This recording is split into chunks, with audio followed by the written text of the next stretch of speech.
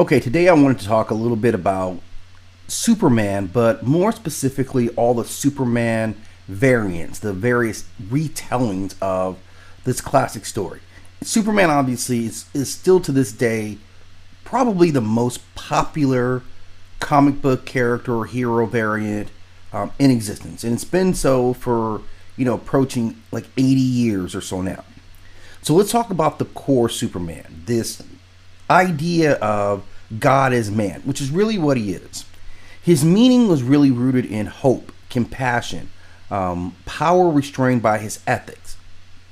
Superman is the answer to the ancient riddle, what if the strongest being on earth was also the kindest? His power is unmatched, but his soul is humble, and he takes on, through the storytelling, a Christ-like figure. The Moses story, right? This is the immigrant God who chooses love over dominion. Now, looking at the name Superman, obviously meaning above or beyond, and man representing humanity. So he is beyond man or above man. And this is a clear echo of Nietzsche's Übermensch. But the twist is that the Übermensch was about transcending morality to create one's own values, whereas Superman does the opposite. He internalizes human morality and becomes a servant of it. So Superman is the American rejection of nihilism, a God who chooses humility over domination. Now, Superman was in some ways a response to fascism. He debuted in 1938 before World War II, but during the rise of Hitler, Mussolini, and Franco. And the name Superman existed in Nazi propaganda. But the creators flipped that script. And again, the creators were two Jewish immigrants or sons of immigrants who were living in Cleveland. They created Superman, who punches Nazis, who protected the vulnerable, and stood for justice. Their Superman was anti-Hitler. He was anti the Übermensch. This was fascism as it was pretended to be rooted in compassion, is how they really came to it. Looking further at him, the Clark Kent name, this is cultural code. Clark meaning soft, rural, Anglo-American. It's very much like Tom or Will. Kent meaning plain or unassuming. And also the real name of U.S. county and the symbol of this American heartland. The deeper cut is that Clark Kent is not the disguise. Superman is disguise. Superman is the public face, whereas Clark is the private man. Kal-El plays Superman to inspire, but he is Clark at his core. And we think of Clark as being a moral anchor, this ethical tether. He is cultural camouflage. Now, the era, of course, was the 30s, and this is right when Hitler had annexed Austria, and we're seeing other states that would fall later. Fascism was on the rise. The Great Depression was really just coming to an end, and World War II had not officially begun, but it was brewing. In the American context, racism, anti-Semitism, and isolationism were rampant. The American dream was still inspirational, but it wasn't reality. So comics were an entertainment for poor and working class youth. Superman was born to a world screaming for hope and terrified of war. And being a product of these two Jewish immigrants, they created a myth from their perspective. Krypton's destruction was an allegory for fleeing Europe to this rise of fascism. His secret identity was a simulation in plain sight. He has Moses parallels. He's sent in a vessel. He's raised by others. He grows up to liberate the oppressed. And even his real name, Kal-El, has Hebrew echoes. El meaning God, and Kal could be seen as being voice or light or vessel. So in a lot of ways, what they're saying is the voice of God or the light of God. It's not very subtle. This is a core of who he is. So as we move on to one of the more modern variants, we see Homelander, which is really narcissism wrapped up in a cape, right? He comes from the Boys series. He is the corporate Christ. He's not a savior. He is a brand. He is built in a lab. He is devoid of love. He is raised by applause. His story is Superman's rewritten by a fascist system of marketing. His justice is performative. His empathy is non-existence. His symbolic role is the danger of power without emotional development. His twist is that he is Superman, where Superman seeks truth, he manufactures it. He creates these scenarios in which he is a hero. And the name means a lot, right? Obviously, home meaning nation, native soil, comfort zone. These are the things that are important. Lander meaning one who comes, who claims, or protects the land. So none of this is lost. So Homelander is the protector of the nation. Homelander is also the claimer of the territory. So there's some manifest destiny within this type of phrasing. Now, and even the subtext of it, of what he says, Homelander, it sounds more like a military call sign or Homelander security program. And it all points to this one kind of point of American patriotism, which it invokes. It's the same as propaganda. It's bold, it's sterile, it's terrifying if you really stop and think about it. It's not just a name, it's a brand. Well, it's meant to make you feel safe while you're being surveyed, manipulated, or flat out vaporized. Now, Homelander plays directly into white American savior mythos. He's not just Superman in America, he is America. It's weaponized, it's narcissistic, it's a self-righteous version. The cape is a flag, the smile is marketing. The hero is national dominance dressed up in PR. He's not so much a person, he is a projection of how America sees itself and how it sells its image to others in a very brilliant way. Now, the era of his creation, now we'll start at both ends. In 2006, it's the comic book. 2019 became when the series launched, and we see some different versions.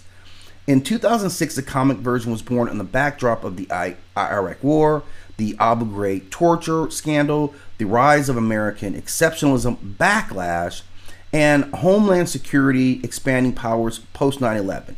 This is the era of the Patriot Act paranoia. This is blind nationalism colliding with imperial guilt, and it's brilliantly done how they emphasize this thing, that he is seen as American power, seen as both heroic and horrifying depending on your side of the barrel. Now, the 2019 television debut coincides with the Trump era. Nationalism is on the rise, populism, fascist cosplay, and culture wars. We're living in an era of mass shootings and performative thoughts and prayers. This is a social media hero worship of sociopaths, essentially. His modern form is shaped by Instagram patriotism and corporate morality. He is the algorithm answer to Superman, smiling for the cameras but killing behind doors. He is truth, justice, and the American way, with the empathy surgically removed. Now, the next character we look at is Gladiator, who was obviously popularized in the Marvel comics. And he comes from the Shire Empire, and he is more of the Imperial Superman. This is Kallark's strength is tied to his confidence, and his confidence is tied to loyalty. His loyalty to the Empire. He'll kill children, he'll annihilate planets, he'll kneel to tyrants, all because he believes in his duty. He's not evil, and this is even worse. He is functionally moral in the service of evil. As long as it comes as an order from up above, he will not question it. He will not think about it. And his symbolic role is the horror of obedient strength. This is a twist where Superman serves the Earth by choice. Gladiator serves the Empire by programming. He is brought into doing this. Now, the name Gladiator is pretty surface. We understand gladiators were used as combatants.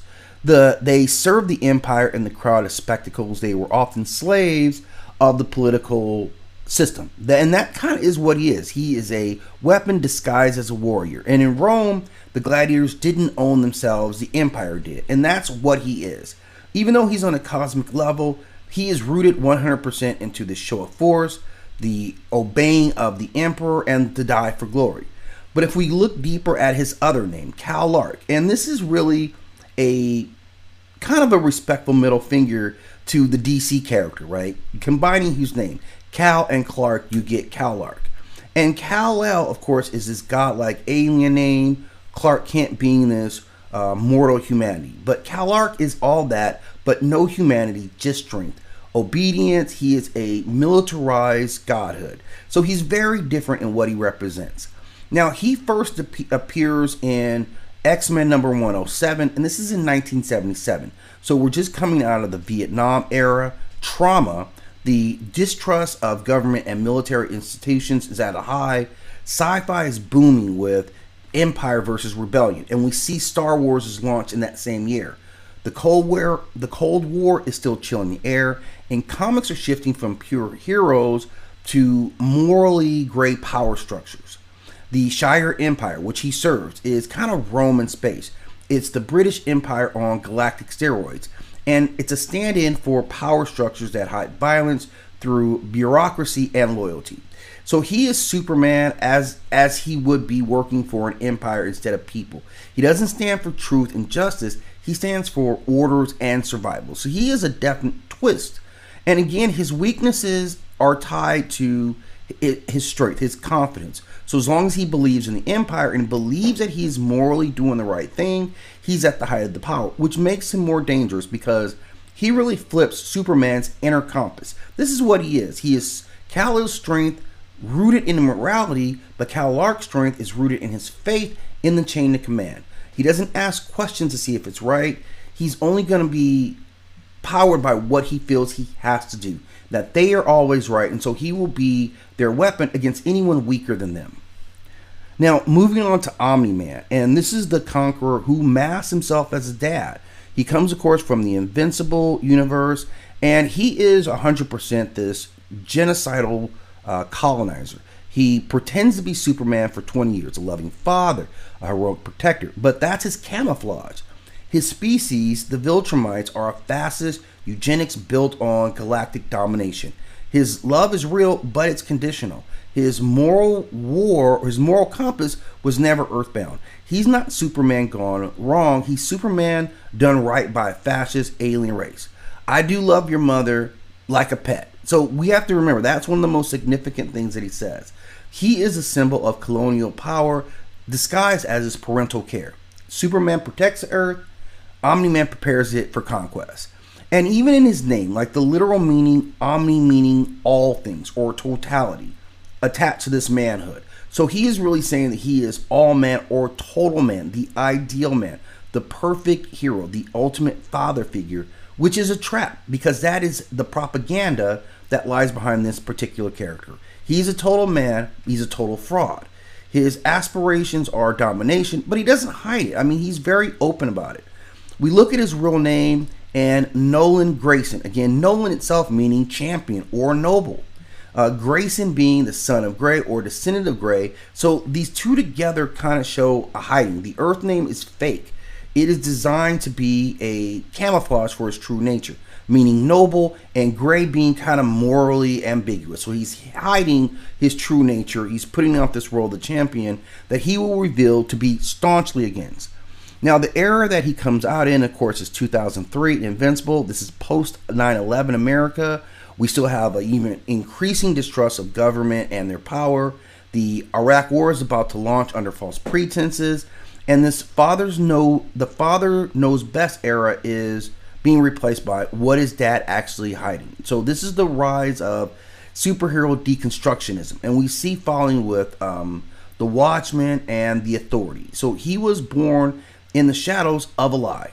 We wanted saviors. What we got was this because we were so susceptible to what he really represented.